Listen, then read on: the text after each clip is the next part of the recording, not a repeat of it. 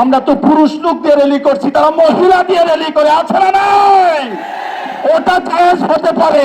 আর রাসূলের আগমনে রাস্তায় নামছে আশিকে রাসূল, এটা বেদাত। কি এটা কি বেদাত? বাংলাদেশ ছাত্র হিজবুল্লাহ জিন্দাবাদ জিন্দাবাদ, স্যার সিনা দরবার শরীফ জিন্দাবাদ জিন্দাবাদ, স্যার সিনা দরবার শরীফ জিন্দাবাদ জিন্দাবাদ, দারুন নাজাত তাখসিসি মাদ্রাসা জিন্দাবাদ।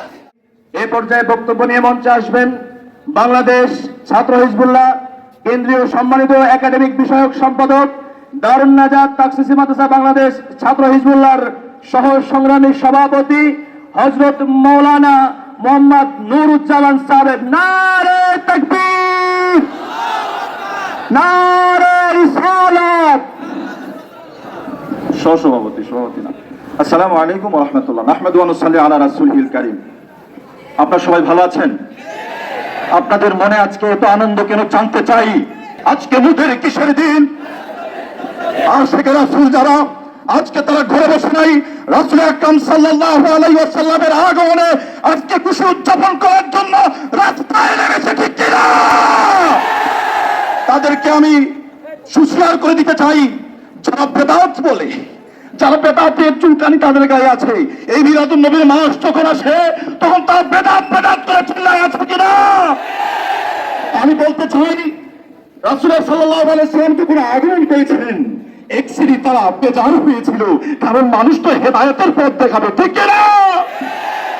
বর্তমান যুগে এরকম কিছু চেনা পাল্লারা আছে যারা বেদাতের শ্রেণী বলে বলে আমাদের মিলাদুন নবীকে বন্ধ করতে চায়, ঠিক কিনা?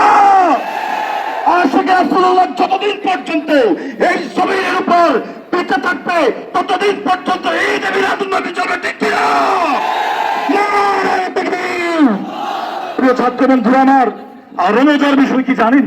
তারা যত বেদাত বেদাত বলতেছে তত আমাদের মিলাদুন নবী শুধু বাংলাদেশে নয়, শুধু পাকিস্তান নয়, খোদ আরবেও শুরু হয়ে গেছে, ঠিক কিনা? কারণ আশিকে রাসূল তারা তো ঘোষিত ঘরে বসে থাকতে পারে না, রাহমাতুল লিল আলামিন ধরাতলে চলে আসছে, তারা তো ঘরে বসে থাকতে পারে না, ঠিক কিনা?